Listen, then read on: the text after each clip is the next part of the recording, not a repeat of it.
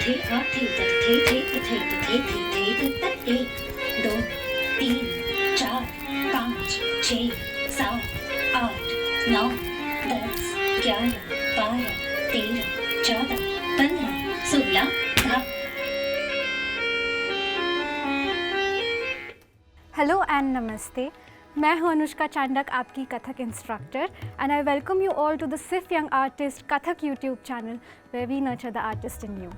आज हम एक बहुत ही इम्पॉर्टेंट टॉपिक के बारे में बात करने वाले हैं, सीखने वाले हैं। वो है कुछ टेक्निक्स आपकी चक्कर प्रैक्टिस करने के लिए, उसे और एफिशिएंट बनाने के लिए। चक्कर ये सिर्फ एक कैरेक्टरिस्टिक नहीं है कथक का, ये इनफैक्ट एक तरह से पहचान है कथक की। तो इसीलिए आज का लेसन बहुत इम्पॉर्टेंट है, तो इसे थ्रू आउट देखिएगा। स्टार्ट करते हैं हमारी पहली टेक्निक के साथ।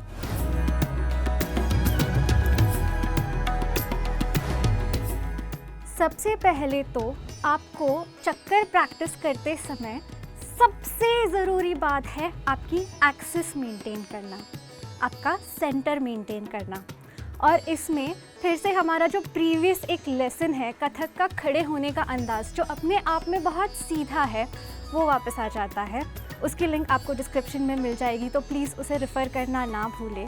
तो इसका मतलब ये है कि आपकी बॉडी अलाइंड है, सभी बॉडी पार्ट्स सीधे हैं ताकि आपको सेंटर मिले। इसका मतलब ये है कि आप कहीं से भी बेंड्स अपनी बॉडी में नहीं ला सकते हैं। आप गर्दन बाहर नहीं निकाल सकते हैं, आपके शोल्डर्स ड्रूपिंग नहीं हो सकते हैं, so on and so fourth. दूसरी बात ये है कि आपका जो बॉडी का भार है वो थ्रू आउट बंटना चाहिए। आप जब चक्कर लेते हैं तो भार आपके पैरों पे ना आए, नहीं तो वो स्लॉपी हो जाएंगे। You know when you spin, अगर आप आपके पैरों पे भार देके घूमें तो आपके पैर बहुत सारा काम करते हैं और आपकी जो बॉडी है वो मोमेंटम गेन नहीं कर पाती है, बिकॉज आपके पैर चलते हैं और बॉडी फॉलो करती है। तो इसीलिए सबसे इम्पॉर्टेंट बात यह है कि आप आपका कोर टाइट रखें, पकड़ के रखिए, ताकि आप उसे टाइट रखने के बाद आपका पूरा जो भार है बॉडी का वो डिस्ट्रीब्यूट कर पाए थ्रू आउट। अब आते हैं टिप नंबर 2 के पास।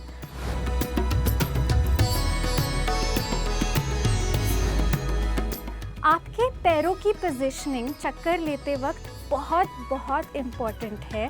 तो जैसे हमने पहले टिप में कहा था कि कहीं बेंड्स नहीं आ सकते हैं, इसका मतलब ये भी है कि आपके घुटने भी बेंड नहीं हो सकते हैं, वो सीधे रहते हैं जब आप सीधी चक्कर लेते हैं। और दूसरी बात ये कि हमारे पैरों की जो वी पोजीशन है, जितना हो सके आप उसे मेंटेन कीजिए। और एक और इम्पॉर्टेंट और ख़ास करके कथक के बारे में इम्पॉर्टेंट बात ये है कि जब आप चक्कर लेते हैं तो आप चक्कर आपकी एड़ी यानी कि हील पे लेते हैं, ना कि फ्लैट फुट, ना कि टोज़, लेकिन हील। आपने बैले में कई बार देखा होगा कि जो बैलरीनाज होती है वो टोज़ पे स्पिन करती है, लेकिन कथक की चक्कर उससे काफ़ी अलग है। आपको आपकी एड़ी का सहारा लेना है। अगर आप नॉर्मल चक्कर लेते हैं जो जनरली एंटी क्लॉकवाइज होती है, तो आपकी जो लेफ़्ट पैर की एड़ी है वो काम करती है और आपको मदद करती है चक्कर लेने में। लेफ़्ट पैर के साथ साथ आपका राइट पैर क्या कर रहा है, इस पे भी आपको ध्यान देना है। इसका मतलब ये है कि अलाइनमेंट बनाए रखने के लिए सबसे पहले तो आप तत्कार में जैसे पैर उठाते हैं उतना ही आपको पैर उठाना है और अपनी जगह से बस ऊपर उठाना है। अब इसमें आप ना आगे, ना पीछे, ना साइडवेज, आप आपके पैर को हिला नहीं सकते हैं। उसकी जो पोजीशनिंग है वो वही रहेगी, बस अपने जगह से आपको अपना पैर उठाना है और वो भी इतना ताकि आपकी बॉडी सपोर्टेड रहे, जिसका मतलब ये है कि बहुत ऊपर भी नहीं और बहुत ज़्यादा नीचे भी नहीं।